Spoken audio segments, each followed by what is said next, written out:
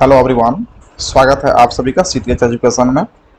आज के सेशन में हम लोगों के डेटाबेस मैनेजमेंट सिस्टम के जो प्रीवियस ईयर क्वेश्चन है जो एसबीटी के द्वारा पूछा जा चुका है उसके एमसीक्यू का डिटेल्स में डिस्कशन करेंगे और समझने का प्रयास करेंगे। क्वेश्चन नंबर ए, इसमें जो है ना कहा जा रहा है कि match the following terms with their description.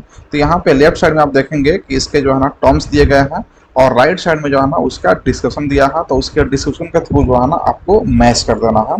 इसमें प्राइमरी की, फॉरेन की, एसक्यूएल और नॉर्मलाइजेशन, इन चारों को जो है ना हम लोग जानते हैं पहले से कि प्राइमरी की क्या होता है, किसी भी टेबल में जो है ना रो को यानी कि रिकॉर्ड को यूनिकली आइडेंटिफाई करता है। फॉरेन की भी सेम काम करता है, यूनिकली आइडेंटिफाई करता है रो को, लेकिन अनदर टेबल में, दूसरे टेबल में।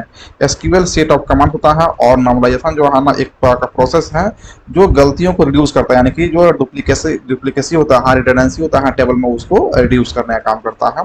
यहाँ पे प्राइमरी की है, इसका पहला ए में कहा जा रहा है ensure all row are unique and not null. तो इसका फर्स्ट का ए ही हो जाएगा कि जो प्राइमरी की है वो इंश्योर करता है किसी भी टेबल में कि सारे जो रिकॉर्ड होंगे वो यूनिक होंगे और उसमें कोई भी नल नहीं होगा। और हम लोग रो को ही बोलते हैं रिकॉर्ड, रो को हम लोग रिकॉर्ड बोलते हैं या फिर इसको टपल भी बोलते हैं। तो यूनिकली आइडेंटिफाई करता है रिकॉर्ड को और कोई भी इसमें नल नहीं होना चाहिए। तो एक का ये हो गया।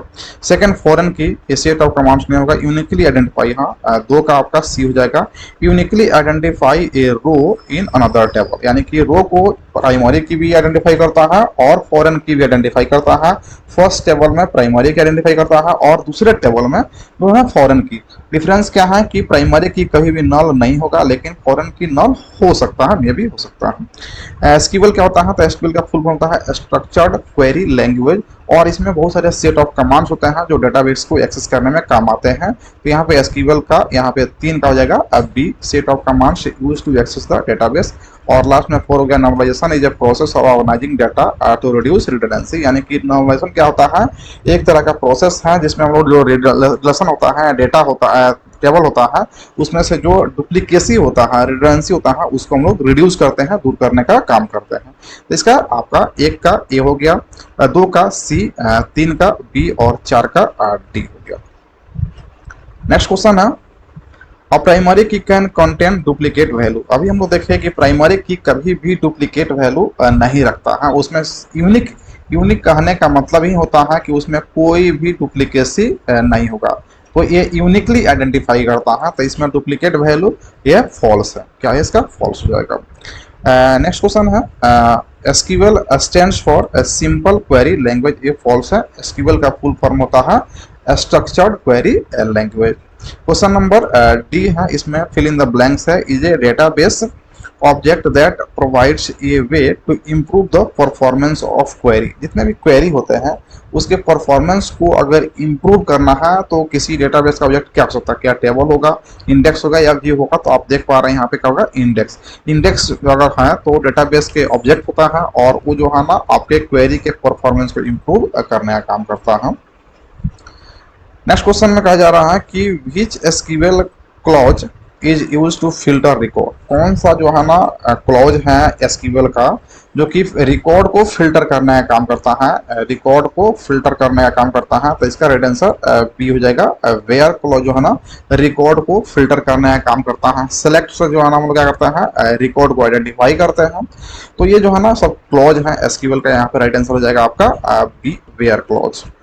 नेक्स्ट क्वेश्चन में कहा जा रहा है, यहाँ फिल इन द ब्लैंक्स है, is the process of organizing data to minimize redundancy. कौन सा ऐसा प्रोसेस है जिसके द्वारा हम लोग रिडंडेंसी को जो है ना मिनिमाइज करने का काम करते हैं? तो अभी हम लोग देखें ऊपर में नॉर्मलाइजेशन, इसका राइट आंसर नॉर्मलाइजेशन हो जाएगा। नेक्स्ट क्वेश्चन है, which of the following is valid SQL aggregate function. कहा जा रहा है कि एसक्यूएल एग्रीगेट फंक्शन इसमें से कौन वैलिड है? तो हम लोग जानते हैं इसमें होता है आपका सम हो जाता है, मिनिमम हो जाता है, मीन, मैक्स हो जाता है, एवरेज हो जाता है, एवरेज और काउंट। ये जो है ना आपका जो है ना 5 वो जो है ना एग्रीगेट फंक्शन है, इसको ध्यान में रखेंगे। इसको लिखने के एक्सप्लेन करने के लिए बोला जाता है एसक्यूएल में। तो इसमें जो है ना कहा जा रहा है कौन वैलिड है? तो सम भी वैलिड है और मैक्स भी वैलिड है। तो इसका राइट आंसर हो जाएगा सी, बोथ, दोनों वैलिड है। नेक्स्ट क्वेश्चन में कहा जा रहा है कि इन एन ईयर डायग्राम ये डायमंड शेप रिप्रेजेंट्स, तो डायमंड शेप जो है ना इस तरह का जो शेप होता है वो क्या करता है कि इसको हम लोग बोलते हैं रिलेशनशिप, यानी कि दो जो है ना रिलेशनशिप, दो एंटिटी के बीच में जो है ना रिलेशन एस्टेब्लिश करने का काम करता है। तो यहाँ पे राइट आंसर हो जाएगा रिलेशनशिप डायमंड को रिप्रेजेंट करता है। और यह डायग्राम के जितने भी सिंबल है उसको एक बार आप जरूर देख जाएंगे, क्योंकि यहाँ पे यहाँ से जो है ना हर बार जो है ना एक या दो क्वेश्चन जो है ना ऑब्जेक्टिव में देखने को मिल रहा है। नेक्स्ट क्वेश्चन में कहा जा रहा है कि match the flowing terms with their description. यहाँ पे जो टर्म्स है उसका डिस्क्रिप्शन को जो है ना देख करके आपको मैचिंग करना है। तो यहाँ पे यह डायग्राम है, यह डायग्राम में बहुत सारे सिंबल हम लोग यूज करते हैं और उसमें एंटिटी और उसके बीच के रिलेशनशिप को हम लोग विजुअल रिप्रेजेंटेशन करते हैं डेटाबेस में। तो आप देखेंगे यहाँ पे रिलेशनशिप बिटवीन एट्रीब्यूट्स नहीं होता है, विजुअल रिप्रेजेंटेशन यहाँ पे जाएगा। दैट मीन्स कि एक का व्यू जाएगा। यह डायग्राम क्या है? A visual representation of entity and their relationship in database. Functional dependency क्या होता है? तो फंक्शनल डिपेंडेंसी जो है एक तरह का रिलेशनशिप होता है एट्रीब्यूट्स के बीच में। तो यहाँ पे राइट आंसर हो जाएगा दो का a, relationship between attributes in which one attribute uniquely identify और डिटरमाइन अनदर एट्रीब्यूट्स। मतलब कि एक एट्रीब्यूट जो है ना यूनिकली जो है ना दूसरे एट्रीब्यूट्स को डिटरमाइन कर सकता है। जैसे कि हम लोग यहाँ पे रिप्रेजेंट करते थे एक एट्रीब्यूट है और बी सी, तो ये जो है ना एट्रीब्यूट्स के बीच में जो है ना रिलेशनशिप एस्टेब्लिश कर रहा है और ये कह रहा है कि ये एक एट्रीब्यूट्स हैं जो बी और सी एट्रीब्यूट्स को यूनिकली आइडेंटिफाई कर सकता है। ज्वाइन क्या होता है? रिलेशनल ऑपरेशन होता है। तो इसका राइट आंसर हो जाएगा 3 का सी।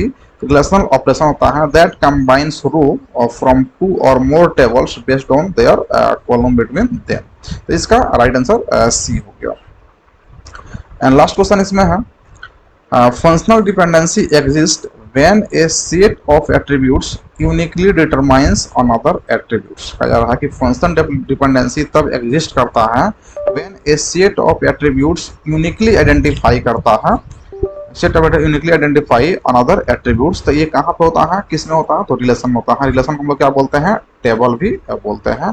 तो रिलेशन के अंदर में होता है ना, ये डिटरमाइन करना है काम करता है और एग्जिस्ट करता है फंक्शनल डिपेंडेंसी।